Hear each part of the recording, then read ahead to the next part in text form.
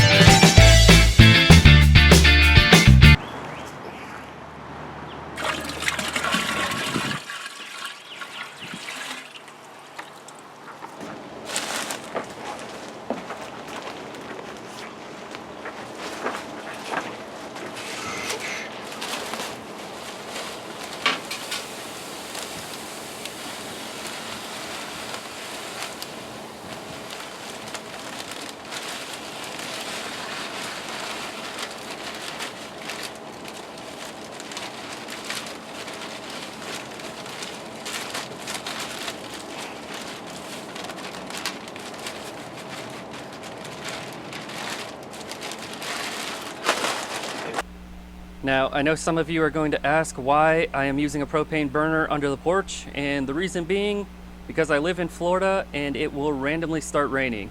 And as I was starting to get the water up to temp, it started to rain. So, we're underneath the porch here, the covered porch, and we're going to stay here just in case it decides to start raining again. Okay guys, we're going to fire up the still. Hopefully the ATF agents or somewhere else, or they won't find our heat signature. One of the two. Don't worry, we're only making beer.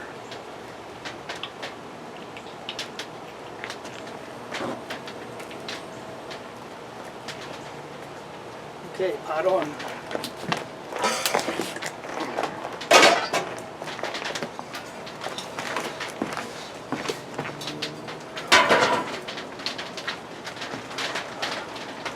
And to those of you wondering what the grain buildup is, I have just over 9 pounds of Breess Pale Ale Malt. I have 12 ounces of crisp chocolate and 8 ounces of Breess Caramel 120. I will also be adding 1 ounce of Nugget, 1 ounce of East Kent Goldings, 1 pound of lactose, and I am going to switch out the yeast, the Wyeast 1275 for Wyeast 3068. Let's see how this one works out.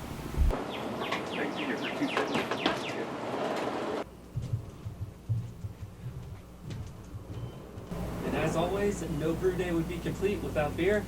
Today's episode is going to be brought to you by Funky Buddha Blueberry Cobbler. If you haven't tried it, I definitely recommend checking it out. Cheers!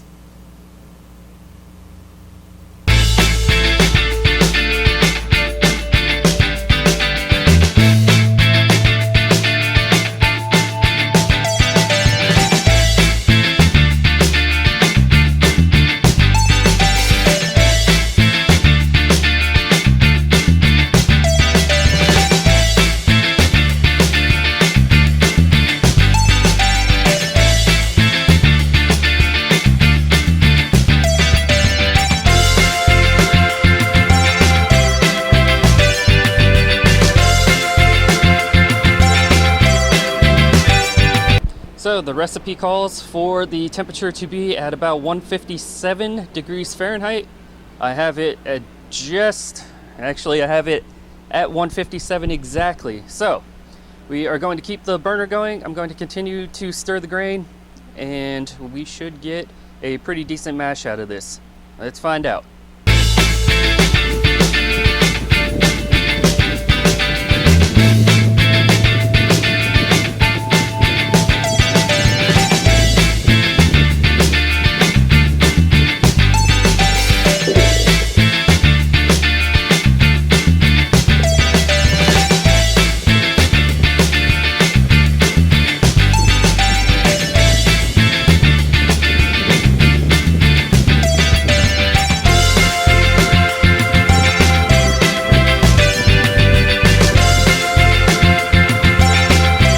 to those of you watching, this is my very first all grain recipe.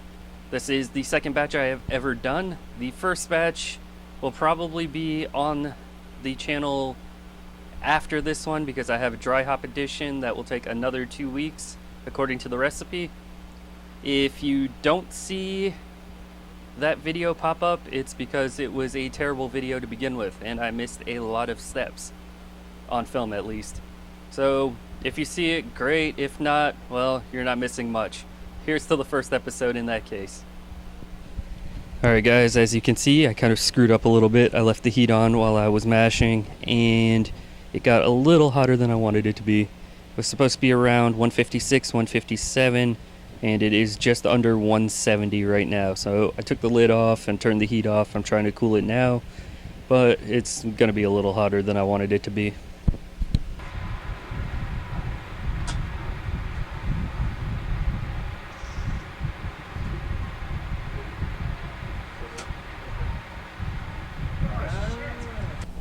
Alright guys, we have pulled the grains out and now we are waiting for the water to come to a boil so we can start our hour-long boil and hop additions, as well as adding the lactose. So, join us on this journey.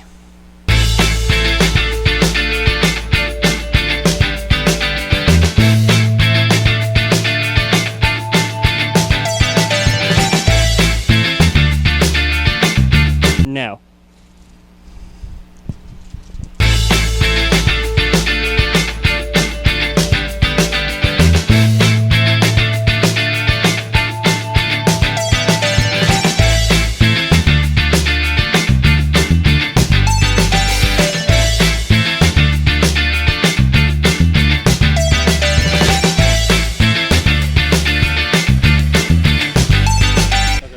Alright guys, the 15 minutes and it is time to add our lactose and our East Kent Goldings. So, cheers!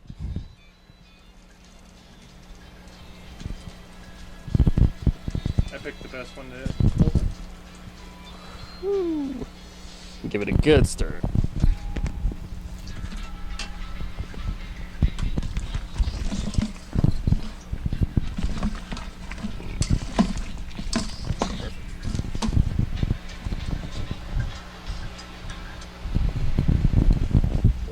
And we now have 15 minutes to go, and we will be ready to cool and then to ferment. We'll see you then.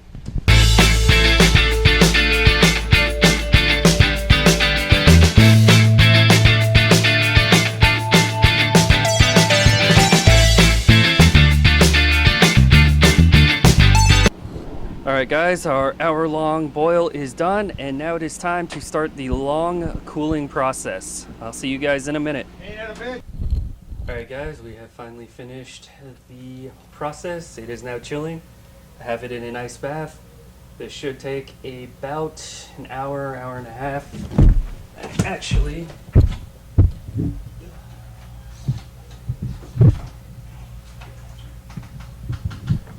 I've just sanitized my thermometer so I can stick it in and I will know when it gets below 100 degrees.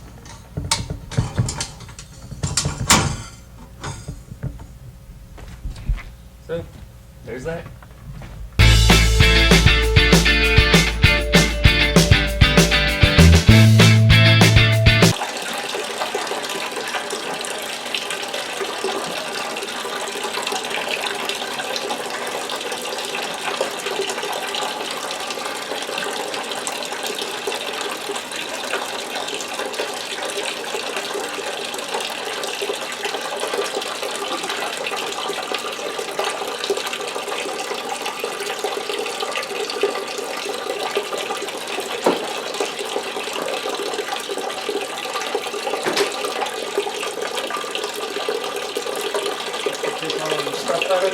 Nope. I figure with the water running down, it will at least continue sterilizing.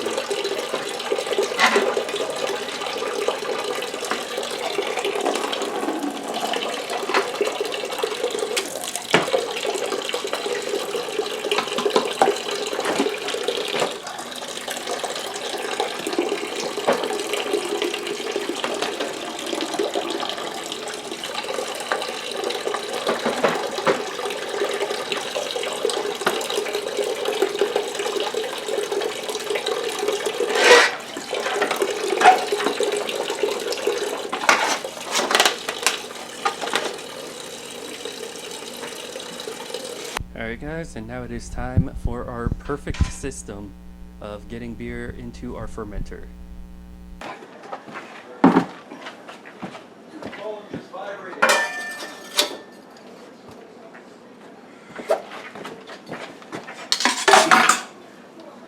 I kind of got that already. Phew.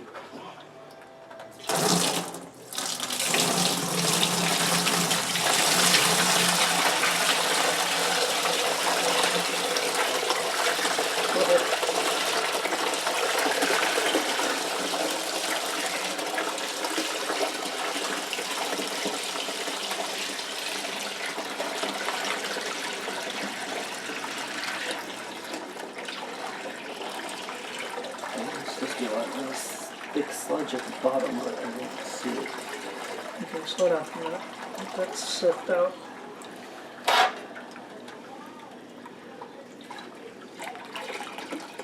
Ooh, there's the sludge.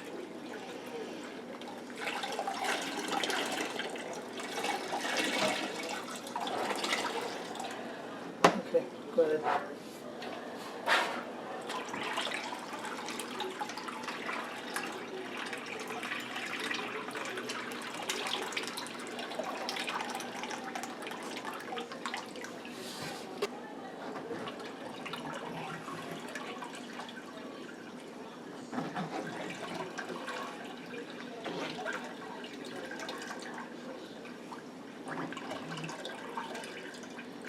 You don't want to push it through, you just want to let the liquids through.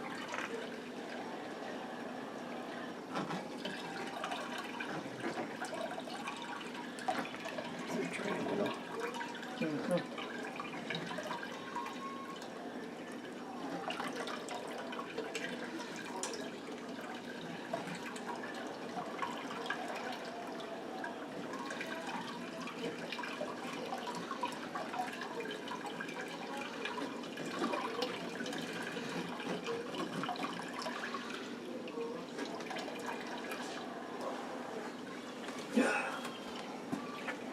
Okay. Alright guys, I don't know how well you'll be able to see this through the camera, but as you can tell, we are significantly under 5 gallons. My wort seems to be a little on the thick side, so I think it'll be okay to add water to bring it up to 5 gallons. We'll find out in about 2 weeks, so yeah, let's see what happens. And to those of you who have heard horror stories about sludge, I used the mesh strainer before pouring it into the bucket, and well, it looks like I got the majority of it out. And I'll just make sure not to bottle it when I get the bottling done. So, there's that.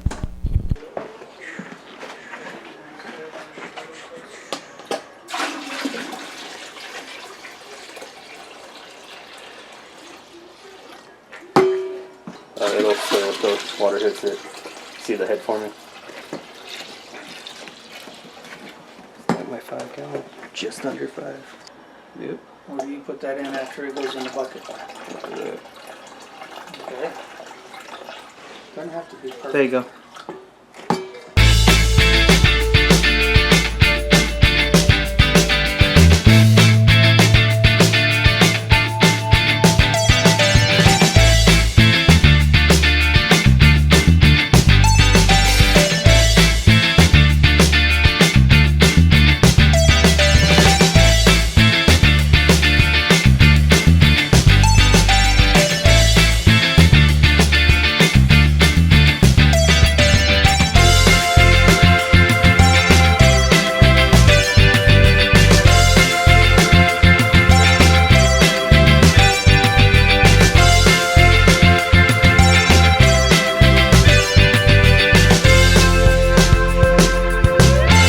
What else do we need to put in there now? The bung, airlock.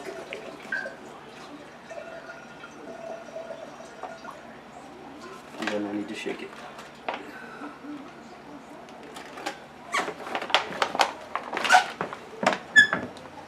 Then we need to put it back in that thing. Back in what then? In that tub.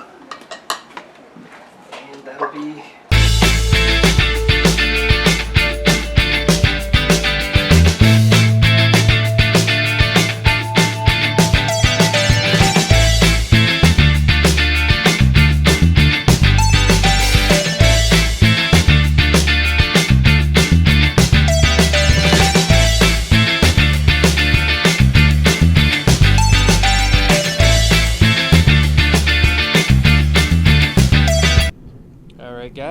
as you can see, brew day number 2 is now in the books. I have the chocolate banana porter, and I have put it in a tub of ice. As you can see, I had gone to a meeting and they had told me that in order to lower the temperature, especially here in Florida, you want to keep your beer, the fermenter, wet and let the evaporation kind of cool the wort down while it's fermenting. So I have that going on right now. Some mistakes that I made: I did not smack the yeast pack early enough, so I had to wait a little extra to get that going. I somehow evaporated more water than I thought I would. Started with 7 gallons of water and I ended with a little less than 4. So I had to add some water in. And I think that's it. I'm sure a few of you more experienced brewers out there are watching my videos and critiquing a whole lot of things. By all means, leave them in the comments and I will work on them. But I have 2 weeks before I will know how this one turns out, and as soon as it is done, I will let you guys know. So, cheers. Hey guys, it is now day 2, and as you can see, the bubbles are very sporadic. Yesterday it was going crazy, but today it looks like it's slowing down a bit. So we're going to give it the rest of the 2-week period, and then we will move it to bottle conditioning.